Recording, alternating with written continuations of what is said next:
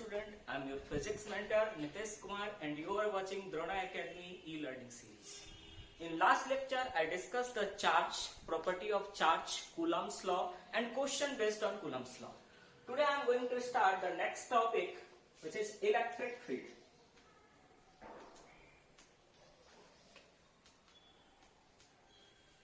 Okay, so today I am going to start the topic which is electric field. Okay student, now everyone write down the definition of electric field. देखो, every charged particle, लिखना start करो. Every charged particle used to create a field around itself in which another charged particle experience electrostatic force of attraction and repulsion. मैं फिर से repeat कर रहा हूं, लिखो, कोई बात नहीं, आराम आराम से लिखो. देखो, every charged particle used to create a field around itself in which another test charged particle experience electrostatic force of attraction and repulsion. लिख लिया? अब समझो.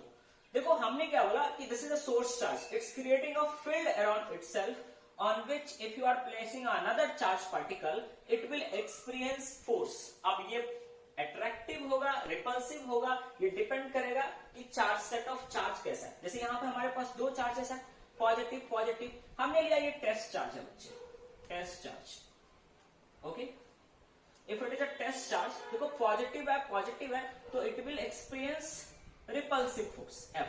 फ्रॉम कूलम्स लॉ हम लोग ये बता भी सकते हैं कि फोर्स का वैल्यू कितना होगा, K Q upon Q not लिखा हमने, यहाँ पे Q नॉट लिख देते हैं, डिवाइडेड बाय R स्क्वायर, अगर इस दोनों के बीच का डिस्टेंस R है. ठीक है. इलेक्ट्रिक फील्ड को कैसे डिफाइन करते हैं? Electric field is defined as force, this is a coulombic force, आप इलेक्ट्रोस्टैटिक फोर्स होते हैं, डिवाइडेड बाय Q नॉट. है ना? जो चार्ज आपने रखा उसका मैग्नीट्यूड यहां रखना है ना? जिस चार्ज को आप यूज कर रहे हो फॉर टेस्टिंग पर्पस, उससे आपको डिवाइड करना है. ठीक है. तो this is the definition, mathematical definition of electric field. कुछ अच्छी बातें लिखते हैं हम लोग रिगार्डिंग द इलेक्ट्रिक फील्ड. सो आप बच्चे नोट्स लिख लो, है ना? जो हम लोग हर एक टॉपिक में लिखते हैं वो लिखते हैं. कैसा क्वांटिटी लिखो, फर्स्ट लिखो, फर्स्ट करके सभी लिखो. Electric field is a vector quantity. क्या लिखे सबने? Electric field is a vector quantity. हाँ. सेकेंड लिखो, the SI unit of electric field क्या होगा? अब देखो यहां से न्यूटन पर कूलम. मैंने क्या लिखा? EF upon Q, force Newton पर कूलम, है ना? सो SI यूनिट इज न्यूटन पर कूलम. थर्ड क्या लिखते आ रहे हैं हम लोग? Dimensional formula. Yes. So electric field का डायमेंशनल फॉर्मूला अगर आपको लिखना है, क्या लिखोगे? फोर्स का डायमेंशनल फॉर्मूला लिख लो, डिवाइड कर दो चार्ज के डायमेंशनल फॉर्मूला से, है ना? बाकी आपको आता है. आपको फोर्स का पता है, this is the mLT to the power -2, mLT to the power -2 divided by charge का कल ही हमने कैलकुलेट किया था, I into T. From here what we can write? The dimensional formula of electric field is mLT to the power -3 I to the power -. हाँ, A भी लिखा होता है. ठीक है, लिख लो, नोट करिए. ठीक है. अब सोचो, हाँ ये भी अच्छी बात. मान लो निगेटिव चार्ज, ये सोर्स चार्ज निगेटिव है, तो इलेक्ट्रिक फील्ड जो होता है it's towards the charge. The direction of electric field. The direction of electric field due to positive charge is radiated outward direction and due to negative charge it's towards the charge. अभी बताऊंगा क्या है ये line क्या है, ये भी बताऊंगा. चलो पहले यही डिस्कस कर लेते हैं, उसके बाद और डिटेल में इलेक्ट्रिक फील्ड पढ़ते रहेंगे. So these lines are the virtual line. Okay, this is called the electric field lines. Next topic यही पढ़ रहे हैं, ठीक है ना? मैं वैसे electric field due to point charge और डिफरेंट बॉडीज के लिए निकालने वाला था, बट पहले आप यही पढ़ेंगे, है ना? तो देखो यहाँ पे -Q, अगर हमने -Q लिया और फिर से हमने वही पॉजिटिव टेस्ट चार्ज लिया, हमारा टेस्ट चार्ज यही है. अब जब देखो नेगेटिव पॉजिटिव, और हमने कल ही पढ़ा है कि जब भी डिफरेंट चार्जेस, डिफरेंट साइन के चार्ज है, मतलब अनलाइक चार्ज है, तो इस दोनों के बीच में क्या होता है? Attraction. Okay, so it will experience a attractive force. तो मैंने जो डेफिनेशन बोला था आपको, every charged particle used to create a field around itself on which another test charge particle experience attractive and repulsive force. I hope so it's clear to everyone, है ना?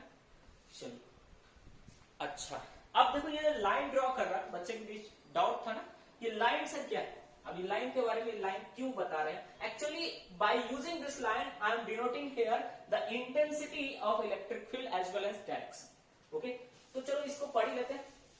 Next topic लिखो, electric field lines. Electric field lines लिखो, important है बच्चे. यहां से भी direct question आते हैं, थ्योरेटिकल क्वेश्चंस आते हैं. नीट के एग्जाम में जेईई मेंस बहुत रेयरली पूछता है ना? हाँ, ऐसा नहीं है कि नहीं पूछ सकता है, पूछ सकता है. बोर्ड बहुत फ्रिक्वेंटली पूछता है ना? आपके बोर्ड एग्जाम में यहां से क्वेश्चंस आ सकते हैं, डायग्राम बेस्ड क्वेश्चंस भी आते हैं कभी कभी, ठीक है ना? बट आपको पता होना चाहिए. So what is electric field lines, इसको भी डिफाइन कर दो. लिखो, देखो it is a virtual line. It is a virtual line by which we are representing electric field intensity. ठीक है, electric field by which we are representing electric field. Electric field ही बोल दे तो समझ में आ गया. इंटेंसिटी मतलब उसके magnitude as well as direction दोनों को रिप्रेजेंट करता है, ठीक है ना? अब चलो मैं कुछ इलेक्ट्रिक फील्ड लाइंस ड्रॉ करता हूं. अभी जैसे ड्रॉ किया था, ड्यू टू प्लस चार्ज क्या था? Radiated outward direction. सारे बच्चे ड्रॉ कर लो, ये ड्राइंग इंपॉर्टेंट है.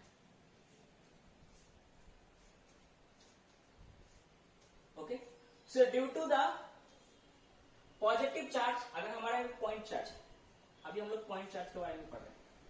Okay, so if we are taking a point charge, तो यहां पे जो है इलेक्ट्रिक फील्ड लाइंस कैसा होगा? Radiated outward direction. अगर अपने पास नेगेटिव चार्ज, अगर हमने यहां पे नेगेटिव चार्ज माइनस की लिया, then it is towards the charge. देखो, then it is towards the charge.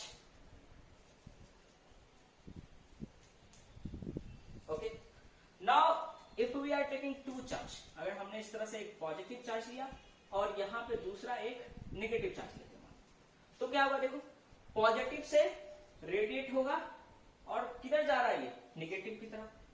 तो अगर हमारे पास दो इस तरह से कपल चार्ज है, तो वहां पे क्या होगा?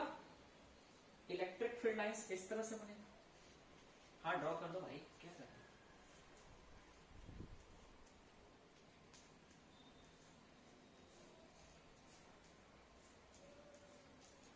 ओके, सो नाउ दो पॉजिटिव चार्ज, वेरी गुड, दो पॉजिटिव चार्ज लेते हैं. If we are taking two positive charge, the electric field lines radiated outward direction. तो इसके लिए इलेक्ट्रिक फील्ड लाइंस ऐसा होगा.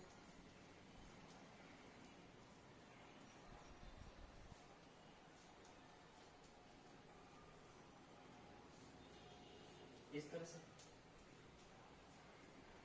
ड्रॉ करो फटाफट. Okay, now if we have two negative charge, again the electric field lines is like this towards the charge.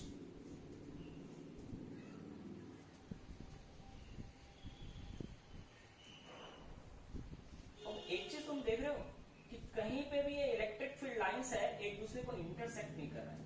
Why it's not intersecting each other? ये question बहुत ही common typical question है, बहुत बार तो board में पूछा है, डिफरेंट एग्जाम्स में multiple times पूछा है इस क्वेश्चन को. हम लोग डिस्कस करेंगे. Whenever I am going to discuss the property, अभी नेक्स्ट टॉपिक हम लोग वही डिस्कस करेंगे, properties of electric field lines, तब डिस्कस करेंगे. तो आपके पास कैसे मल्टीपल चार्ज हो सकते हैं? ऐसा हो सकता है कि प्लस प्लस प्लस, सारे बच्चे नोट करो फटाफट, ठीक है? तो आप इसमें भी ड्रॉ कर सकते हो, समझ आ रहा है? आप इसमें भी ड्रॉ कर सकते हो इलेक्ट्रिक फील्ड लाइंस, ठीक है ना? अब मैं बहुत सारा ड्रॉ करके आपको पॉजिटिव चार्ज है, रेडिएटेड आउटवर्ड डायरेक्शन, अंडरस्टैंड? तो आप इस तरह से मल्टीपल चार्जेस के लिए आप ड्रॉ कर सकते हो. समझ में आ रहा है सबको? हाँ, फंडा क्लियर है, बस खत्म. अभी मैंने 3 लिया, ऐसे अपन बहुत सारे चार्जेस के लिए भी ड्रॉ कर सकते हैं, ठीक है? सिर्फ देखना है कि इंटरसेक्ट ना करे कोई, ठीक है? ड्रॉ कर लो, then after I will discuss the properties of electric field lines. Draw करो फटाफट.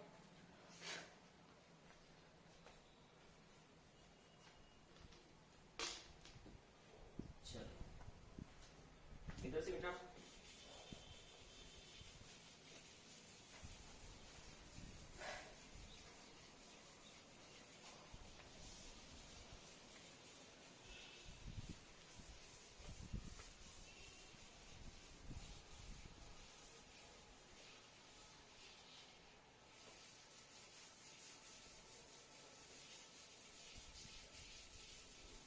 Okay, now everyone write down properties of electric field lines. Write down properties of electric field lines. Write down the first property.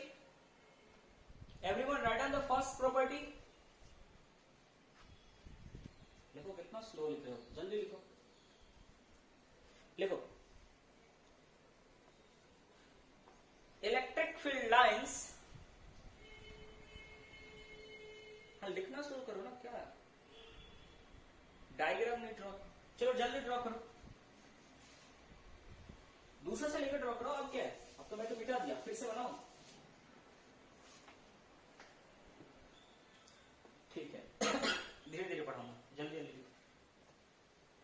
Okay, so now everyone start writing properties of electric field lines. Right on the first property. देखो, the density of electric field lines, the density of electric field lines directly proportional to, the density of electric field lines directly proportional to intensity of electric field, intensity of electric field। ठीक है, अब देखो समझो, सब board पे देखो। now this one is the electric field lines। Okay, now I am considering two region. हमने दो रीजन लिया, एज्यूम करो कि दोनों सेम एरिया है बच्चे, है ना। अब देखो यहां से कितने नंबर ऑफ लाइंस पास हो रहे हैं, 1 2 3। अगर मैं यहां बोलूं, यहां इलेक्ट्रिक फील्ड इंटेंसिटी जो है वो EA है, और यहां पे जो इलेक्ट्रिक फील्ड इंटेंसिटी है this is the EB। Okay, अब किधर आपको ज्यादा हो, यहां ज्यादा हो, क्यों? क्योंकि number density of electric field lines high here as compare to this one. It means the intensity here on EA is more than the EB। क्यों? यहाँ देखो दूर दूर लाइन है, इसका मतलब क्या है, electric field intensity is less here on this region as compared to this one। लिख लिया सबने फर्स्ट प्रॉपर्टी, ड्रॉ करना भी है, ड्रॉ करो। Okay, right down the second property. देखो, the tangent drawn on electric field lines, the tangent drawn on electric field lines gives the direction of electric field at that point। The tangent drawn on electric field lines gives the direction of electric field at that point। अब देखो जैसे example ले लेते हैं, हमने क्या लिया था, एक प्लस चार्ज एक माइनस चार्ज। तो यहां इलेक्ट्रिक फील्ड लाइंस किस तरह से ड्रॉ किया था, इस तरह से, ऐसे हमने ड्रॉ किया था electric field lines.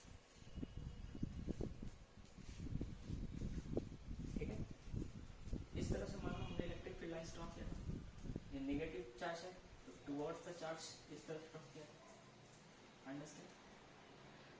Now the tangent drawn on this, हमने यहाँ पे एक P पॉइंट लिया और इस P पॉइंट पे एक टेंजेंट ड्रॉ किया। ये जो टेंजेंट है ना बच्चे, this is telling us the direction of electric field at that point. इस P पॉइंट पे इलेक्ट्रिक फील्ड का क्या डायरेक्शन होगा नहीं पता है, समझ में आ रहा है? ठीक है, कहीं पे भी ड्रॉ कर लो। किसी बच्चे ने ये Q पॉइंट ले लिया, Q पॉइंट ले लिया, यहां पे क्या होगा इलेक्ट्रिक फील्ड लाइंस का, ये होगा। समझ में आ रहा है? ठीक है, नोट कर लो।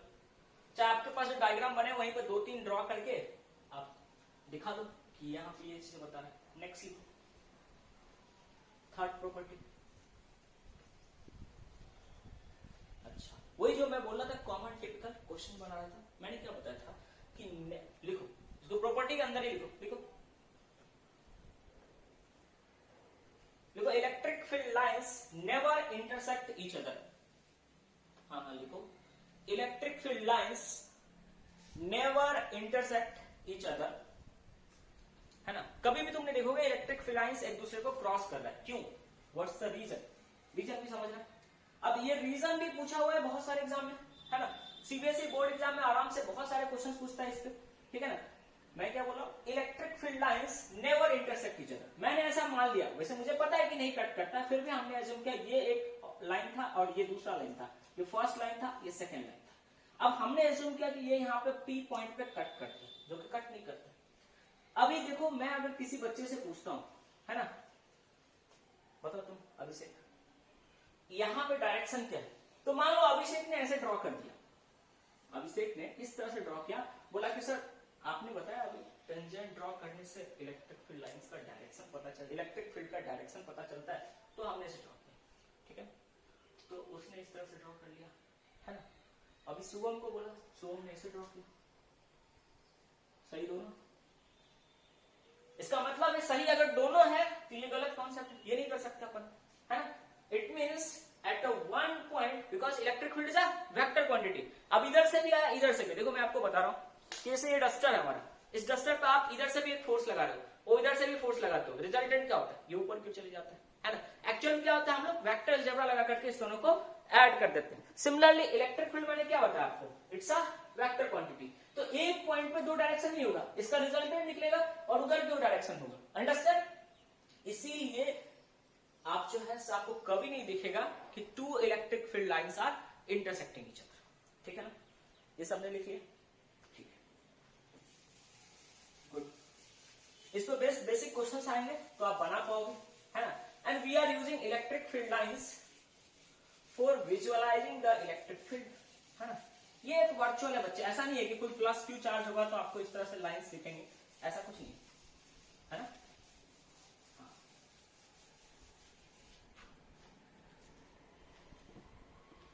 ओके, नेक्स्ट, ठीक है, हम लोग पॉइंट चार्ज वाला बात करें तो लिखो electric field due to point charge. क्या लिखना है आपको, electric field due to point charge,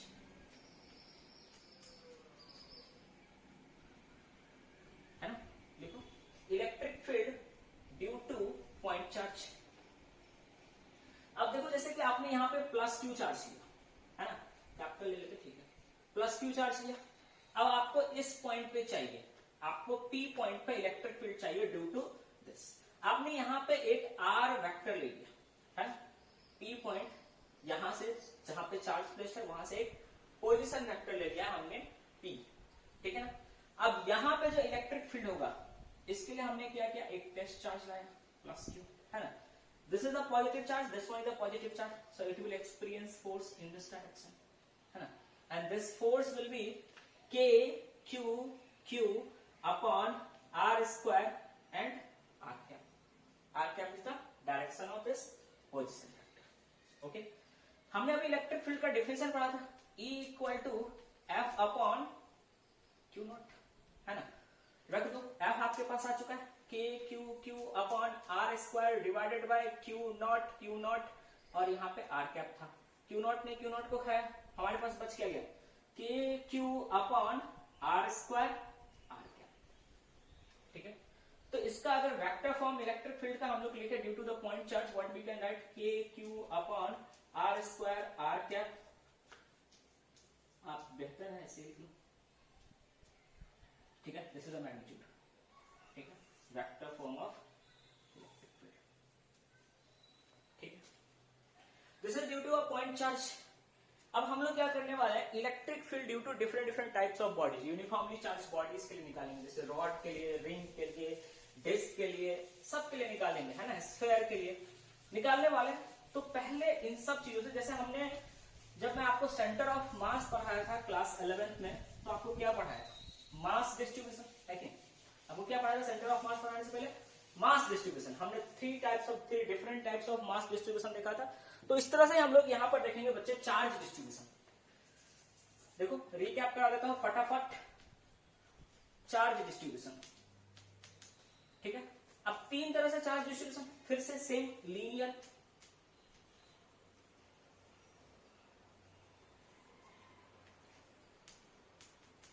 ठीक है, देन आफ्टर सरफेस,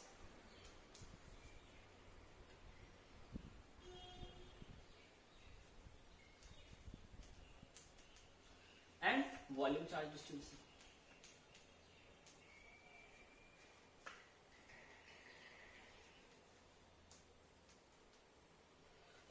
सो हमने देखा 3 टाइप्स ऑफ मास डिस्ट्रीब्यूशन पहले इन क्लास 11th। अब यहां देख रहे हैं हम लोग चार्ज डिस्ट्रीब्यूशन। मान लो हमने एक रॉड लिया, तीनों में एग्जांपल्स के थ्रू एक्सप्लेन कर देता हूं, है ना। No one is going to ask the definition linear charge distribution क्या होता है, सरफेस चार्ज डिस्ट्रीब्यूशन क्या होता है, वॉल्यूम चार्ज डिस्ट्रीब्यूशन। अरे सिंपल, लीनियर किसी लाइन पे मान लो चार्ज डिस्ट्रीब्यूटेड है, अपन बात कर सकते हैं। सरफेस पे चार्ज डिस्ट्रीब्यूटेड है, वॉल्यूम अलग। तो यहां पे मान लो हमने इस रॉड पे जो है पॉजिटिव चार्ज दे रखा है, कितना, +q। हमने यहाँ पे +q पॉजिटिव चार्ज दे रखा है, और इसका जो लेंथ है बच्चे वो हमने एज्यूम किया है l। तो यहाँ पे जो लीनियर चार्ज डिस्ट्रीब्यूशन है which is represented by lambda equal to q upon l। अभी मुझे आपको इसका इंपॉर्टेंस समझाने की जरूरत नहीं है कि क्यों अपन कर रहे हैं। हमने देखा है जब मास डिस्ट्रीब्यूशन निकाले तो उसका बेनिफिट क्या हो रहा था वहां, कि अपन अगर छोटे से स्ट्रिप का भी मास निकालना चाहे, यहाँ पे चार्ज की बात कर रहे हैं, तो अगर ये छोटा सा स्ट्रिप ले लिया किसी ने, d या l लिया ना, dl ले लेते, चलो ठीक है, dl छोटा सा लेंथ ले लिया इसका, बहुत ही ज्यादा छोटा, तो इसमें चार्ज भी कैसा होगा, बहुत छोटा होगा। और किसी ने आपसे पूछा कि ये dq कितना होगा, तो क्या होगा, लैम्डा इंटू dl।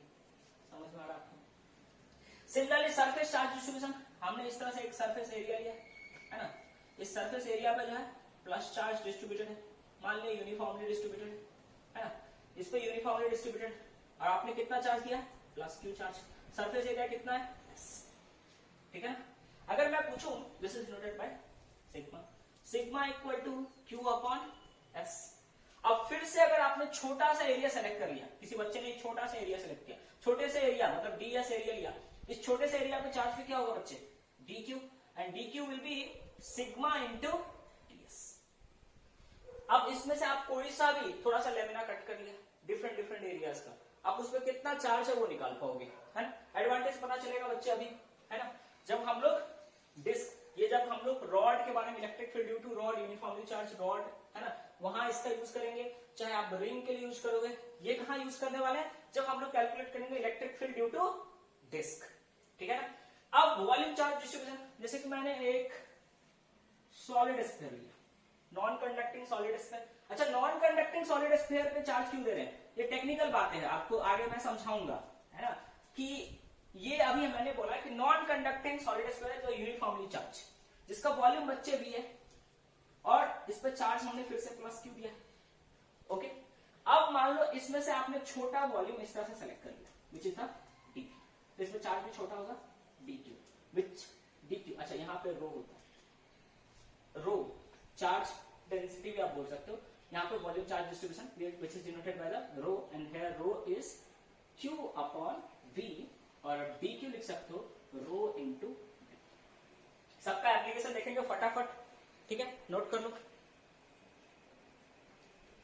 डेफिनेशन लिखने की कोई जरूरत नहीं ये नहीं कोई पूछने वाला है, बता बच्चे सरफेस चार्ज डिस्ट्रीब्यूशन क्या होता है, नहीं। इसका यूज हाँ जरूर जरूर, electric field due to ring जो है ये तो इंपॉर्टेंट है, आप कह सकते हो it's a common typical topic, कोई भी टीचर पढ़े, कहीं भी पढ़ो, आपको पढ़ाया ही जाएगा, और वहां से क्वेश्चंस भी बहुत बार बोर्ड में आता है, ठीक है, ठीक है, ठीक, एक एक करके हम लोग सारा डिस्कस करते हैं। पहले लीनियर चार्ज वाले एग्जांपल्स ले लेते हैं, लीनियर चार्ज डिस्ट्रीब्यूशन वाले।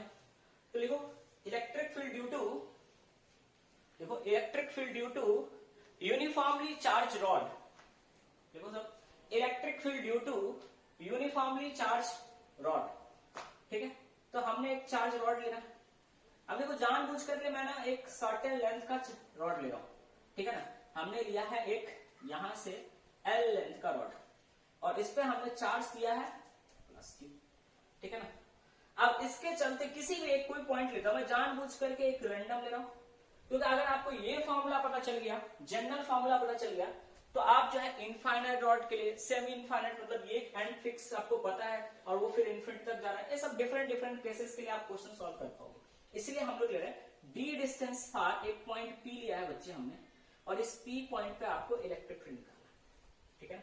तो सिमिलरली हमने क्या किया, क्योंकि हमें पॉइंट चार्ज हमें पता है क्या अभी तक, electric field due to point charge, electric field due to point charge आपको पता है, अगर +q चार्ज है r डिस्टेंस पे, अगर मैं यहाँ पे इलेक्ट्रिक फील्ड पूछ दूं तो आप बोलोगे kq अपॉन r², मैंने मैग्नीट्यूड लिखा है, आप डायरेक्शन वगैरह सब लिख सकते हो, है ना, ठीक है।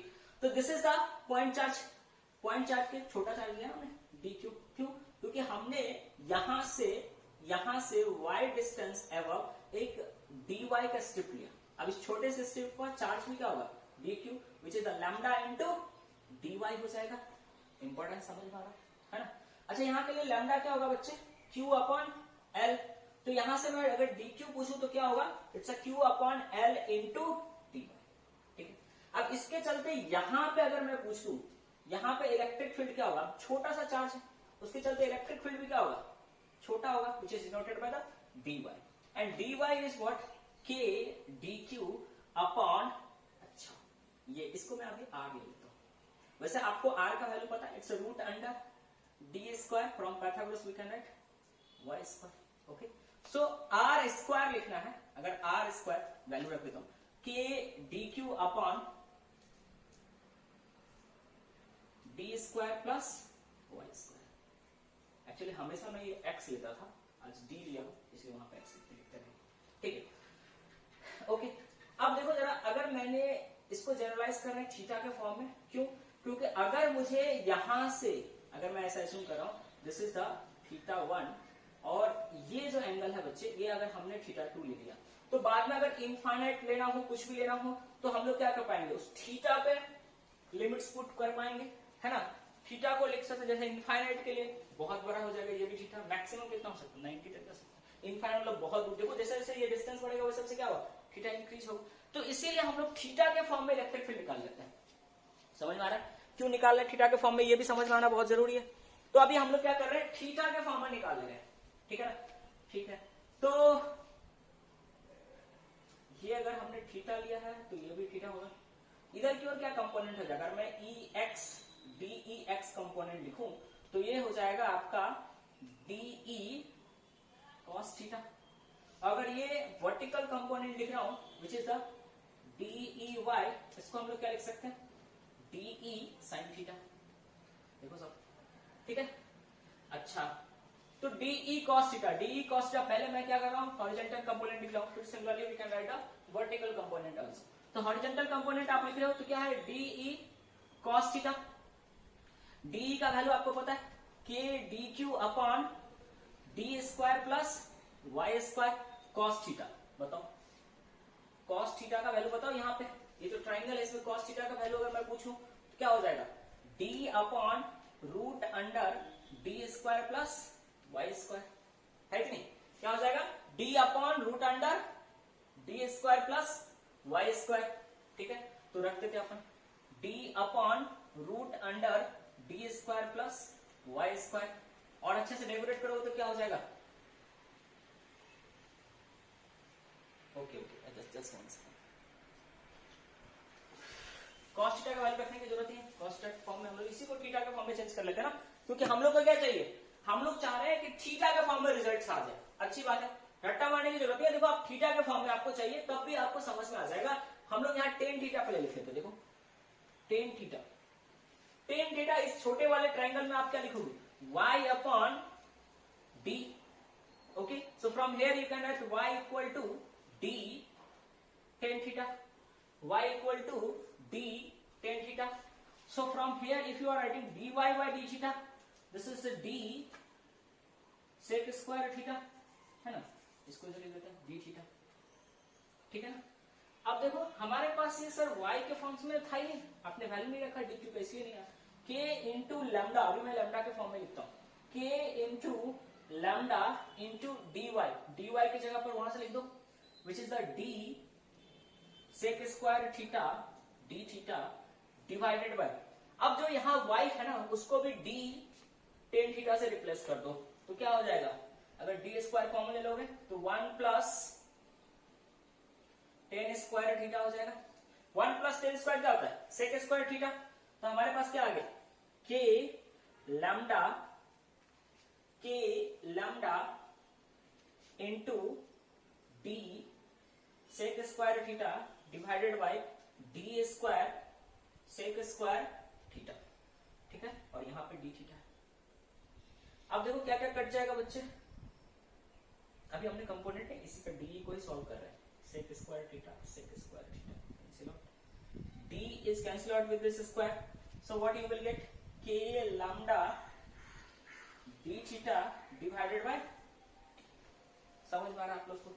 अब इसका कंपोनेंट क्या है, डीई कॉस थीटा, इसका कंपोनेंट क्या है, डीई कॉस थीटा। तो अगर मैं बोलूं कि डीई एक्स है बच्चे, इसको इंटीग्रेट कर देंगे तो अपने के पास क्या आ जाएगा, अपने पास हॉरिजॉन्टल कंपोनेंट डीएक्स आ जाएगा। अब dx जो है, आपको dx को आप इंटीग्रेट करना चाहते हो, dx क्या है, डीई कॉस थीटा। डीई का वैल्यू आपको पता है के लैम्डा अपॉन डी, और ex का कॉस थीटा का हमने कॉस थीटा लिखा, कॉस थीटा डी थीटा, ठीक है। इसको इंटीग्रेट कर देंगे कहां, अब देखो लिमिट रखना है आपको थीटा के फॉर्म में, माइनस थीटा 2 प्लस थीटा 1, इसको इंटीग्रेट करेंगे, ठीक है। कॉस थीटा का इंटीग्रेशन क्या हो जाएगा, इंटीग्रेशन डिफरेंशिएशन का फॉर्मूला बोला था ना रट्टा मारने के लिए, तो कौन बच्चा बोल रहा है माइनस साइन थीटा, अरे साइन थीटा होगा ना, क्या होगा, इंटीग्रेशन ऑफ कॉस थीटा, मैं डिफरेंशिएशन नहीं पूछ रहा हूं, डिफरेंशिएशन होगा माइनस साइन थीटा, मतलब minus Q theta 2 plus theta 1।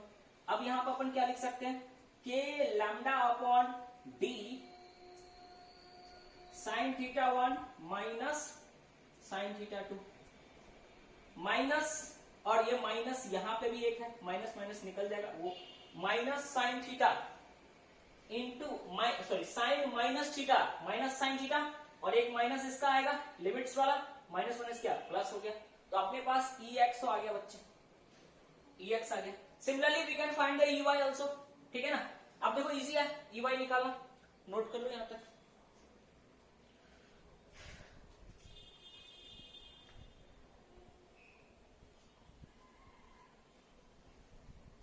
चलो मैं इधर सॉल्व करता हूं,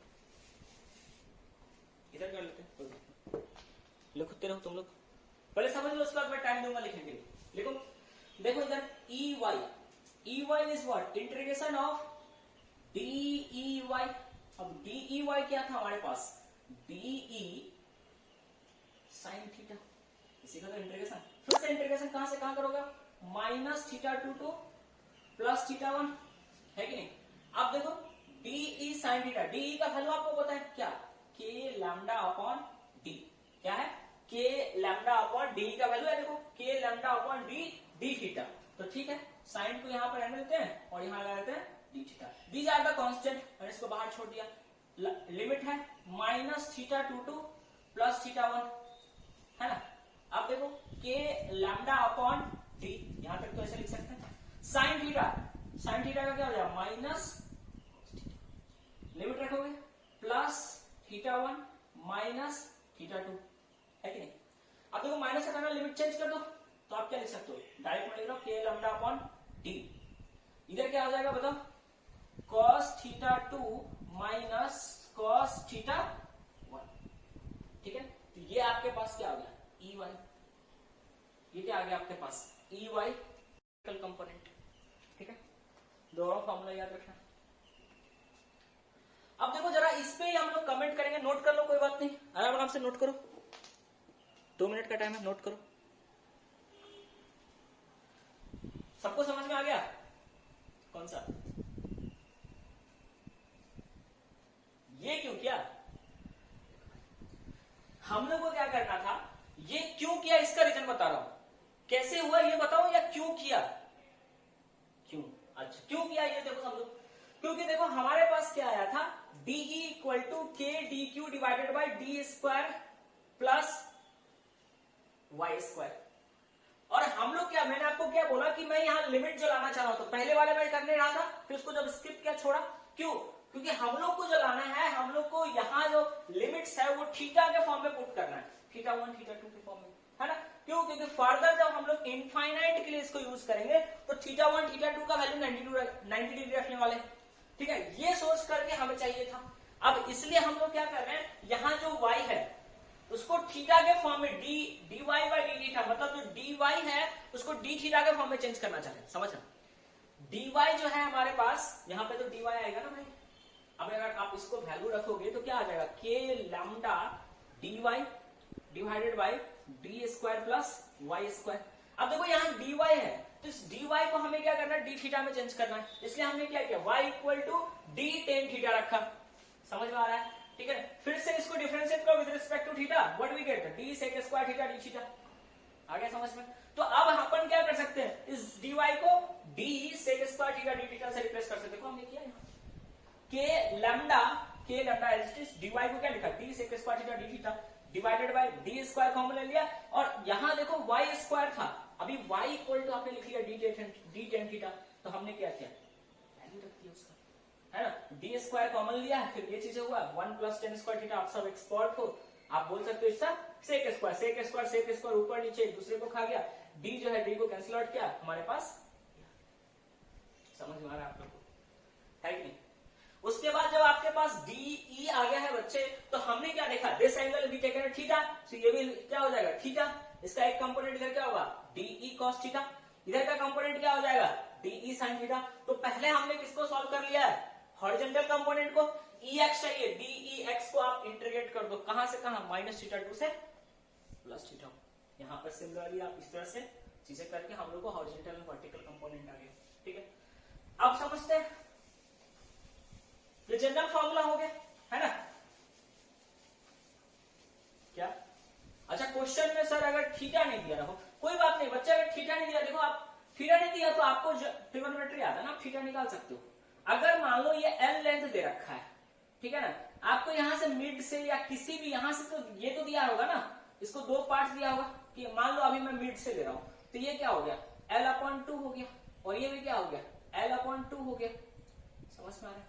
अब ये तो आपको डी दे रखा रहेगा ना, डी दे रखा रहेगा, तो इसको तुमने θ1 मानना है, इसको तुमने θ2 मानना है। अब हॉरिजॉन्टल चाहिए वर्टिकल चाहिए, अगर sin θ1 चाहिए, sin θ1 मैं एक बता रहा हूं, sin θ1 चाहिए, आप यहां से सिंपल लिख सकते हो L/T root under L²/4 plus d square.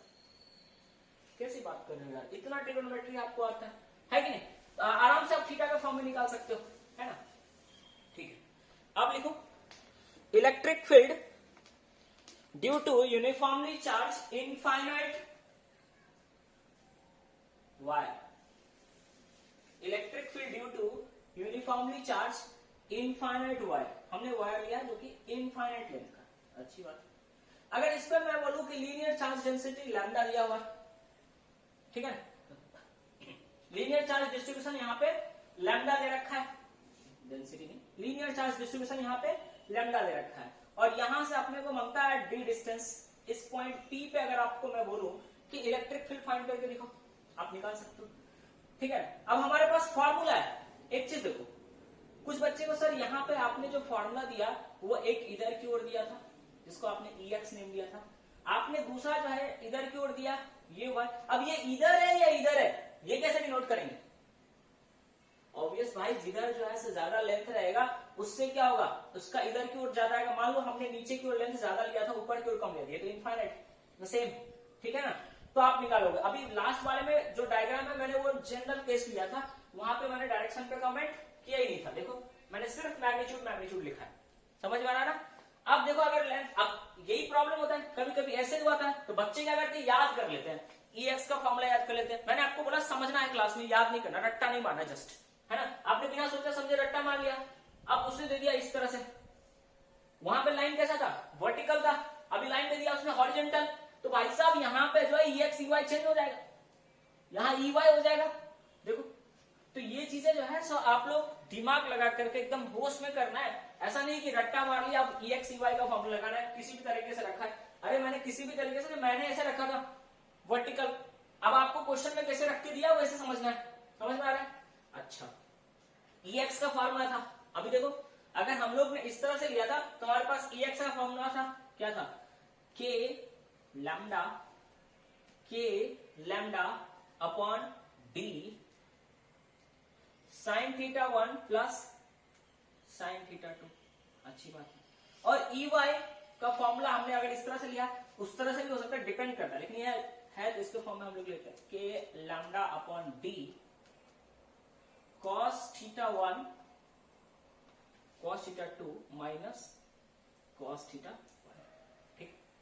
अब देखो इनफाइनाइट है, अगर आपका यहां कहीं था तो कुछ एंगल था, इनफाइनाइट कहां होगा, बहुत दूर हो, तो अगर मैं बोलूं ये देखो ऐसे करके जाकर तो इनफाइनाइट में मिलेगा, तो यहाँ पे जो θ1 है वो tends to 90 degree, Similarly here the theta 2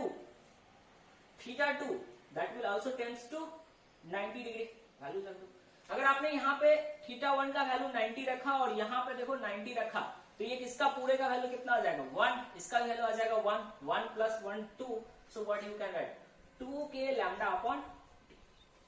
अब कोई बच्चा यहाँ रख के देख रहा है k lambda upon D 90 0 0 0 minus 0 0 0। अब देखो क्या फर्क पड़ रहा है, जब यही 0 हो गया यही 0 हो गया उसके साथ कुछ भी मल्टीप्लाई कर दो क्या हो जाएगा 0 इंटू समथिंग 0। तो इसलिए हम लोग डिफाइन ही नहीं करते, इसका बच ही नहीं कर। मान लो इधर का जो है नीचे का जो है पार्ट्स वो ऊपर वाले का कैंसिल कर देगा कि नहीं, जो ऊपर वाले है उसका नीचे वाले का कैंसिल कर देगा। क्यों? क्योंकि इसके नीचे वाले के चलते इलेक्ट्रिक फील्ड जो इधर आ रहा है वर्टिकल, ऊपर वाले के चलते उतना ही नीचे आ जाएगा, क्योंकि दोनों कैसा है इनफाइनाइट है। तो इनफाइनाइट लेंथ का वायर होगा तो उसमें क्या होगा, सिर्फ ये हॉरिजॉन्टल वाला डिफाइन करेंगे, and which is the 2k lambda upon d, which is the 2k lambda upon d। समझ में आ रहा है? अब इसमें डिफरेंट डिफरेंट केसेस बन सकता है बच्चे, जैसे कि एक केस और हो सकता है ऐसा, देखो हाँ छोड़ लेंगे कोई बात नहीं। अब मान लो यहां से इनफाइनाइट तक है, सोचो, और यही आपको पूछ दिया एट डिस्टेंस पे इलेक्ट्रिक फील्ड, यही पूछ रखा है, पूछा पर बहुत एग्जाम में आया वो क्वेश्चन है। अब देखो इस केस में आपको क्या दिख रहा है, थीटा 2 तो 0 हो गया, थीटा 2 0 हो गया, और अगर ये इनफाइनाइट तक जा रहा है तो यहाँ पे देख रहा है आपको थीटा 1 कितना हो गया 90 डिग्री को टेंस कर रहा है। आपको कुछ नहीं करना है, फॉर्मूला में वैल्यू रखना है ना। तो इस तरह से कुछ भी आ जाता है तो आप निकाल पाओगे, ठीक है। क्वेश्चन आया हुआ है एग्जाम में, वहां पे क्या इक्विलैटरल ट्रायंगल लिया था, इस तरह से इक्विलैटरल ट्रायंगल लिया था। आपको जो है आराम से पता है कि इस पॉइंट पे ये डिस्टेंस डी भी आपको निकालने आता है, फिर आपको ये एंगल भी निकालने आता है, ये एंगल भी निकालने आता है, सब बच्चों को पता है ये 60 होगा, ये 60 होगा, ठीक है ना। इसके चलते इलेक्ट्रिक फील्ड यहाँ निकालोगे, सबका निकालोगे, एक्स कंपोनेंट वाई कंपोनेंट को ऐड करोगे, वेक्टर एडिशन आपको आता है, क्वेश्चन कर पाओगे कि नहीं बताओ, है कि नहीं, इजी है। चलो नेक्स्ट देखो electric field due to uniformly charged ring.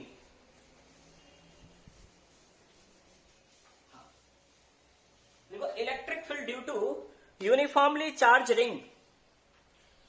अब पहले एकदम ही बेसिक वाला, बेसिक क्या है, तो मान लो यूनिफॉर्मली चार्ज रिंग है, अब इसके सेंटर O पे ही मान लिया मैंने इलेक्ट्रिक फील्ड निकाला, आपने इस पर प्लस क्यू चार्ज दिया, यूनिफॉर्मली चार्ज, इस तरह से हमने प्लस क्यू चार्ज दिया और ये यूनिफॉर्मली डिस्ट्रीब्यूट हो चुका है यहाँ पे। इसका रेडियस कुछ ले लो, इसका रेडियस हमने ऐसा आर लिया, तो अगर मैं पूछे इस पर लैम्डा से निकालने की इतना जरूरत नहीं है, फिर भी क्योंकि बेसिक चीजें यूज होगा नेक्स्ट केस में, इसीलिए फर्स्ट हम लोग डिस्कस कर रहे हैं एट सेंटर। तो एट सेंटर इलेक्ट्रिक फील्ड क्या हो जाएगा, Q अपॉन 2πr, है कि नहीं, ठीक है। अब सोचो आपने यहाँ पे छोटा सा ऐसा स्ट्रिप लिया, इसके चलते इलेक्ट्रिक फील्ड कैसा होगा, पॉजिटिव चार्ज दिया, इधर होगा। सिमिलरली इसके अपोजिट में भी तो है उतने से, इसको कट करेगा, ये एक दूसरे को कैंसिल कर दिया, इसके net electric field E net जो आता है एट सेंटर कितना आ जाता है, 0 आ जाता है ना। अपोजिट वाले एक दूसरे को कैंसिल करते चले जाएंगे तो क्या आ जाएगा, 0 आ जाएगा। अब बहुत ही कॉमन है, आपके एनसीईआरटी बुक में भी दिया हुआ है, ये electric field due to ring at point P and that P point is situated x distance far, x axis का लॉन्ग है, तो हम लोग लिया x distance far from the centre of the ring, और फिर से हमने रेडियस लिया है बच्चे वही r रेडियस का रिंग, इस पे वही चार्ज प्लस Q आपने दिया है जो कि यूनिफॉर्मली डिस्ट्रीब्यूटेड हो चुका है, यहाँ पे ये यूनिफॉर्मली डिस्ट्रीब्यूटेड है, समझ में आ रहा है आप सबको, ठीक है। चार्ज यहाँ पे फिर से यूनिफॉर्मली डिस्ट्रीब्यूटेड है, आपने फिर से क्या लेना है, एक स्मॉल स्ट्रिप dl लेंथ का छोटा स्ट्रिप लिया, इसमें चार्ज भी क्या होगा छोटा, वेरी गुड। तो k dq अपॉन, अब इसका कितना हो जाएगा, ये हो जाएगा लैम्डा इंटू dl, क्या हो जाएगा लैम्डा इंटू dl, लैम्डा निकालना आपको मैंने बता रखा है, लैम्डा का वैल्यू कितना था, q upon 2πr into dl। इस छोटे से चार्ज के चलते यहाँ पे इलेक्ट्रिक फील्ड क्या होगा, इस डायरेक्शन में होगा सर, कितना होगा टीई छोटा इलेक्ट्रिक फील्ड, और ये कितना हो जाएगा k dq अपॉन अगर मैं ये फिर से R ले लूं बच्चे, अब इस R का वैल्यू क्या होगा,